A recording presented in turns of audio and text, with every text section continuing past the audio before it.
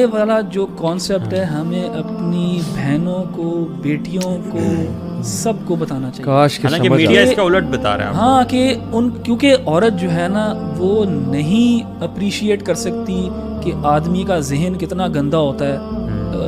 میں ایک بات بتاؤں، کاش سمجھ جائے، یہ ان کو بتانا بہت ضروری ہے. اپنی بیٹیوں کو، بہنوں کو، وائفز کو ہمارا کام ہے کہ یہ بتائیں، ان کو ریئلائز کرائیں کہ یہ بھیڑیے ہیں سارے.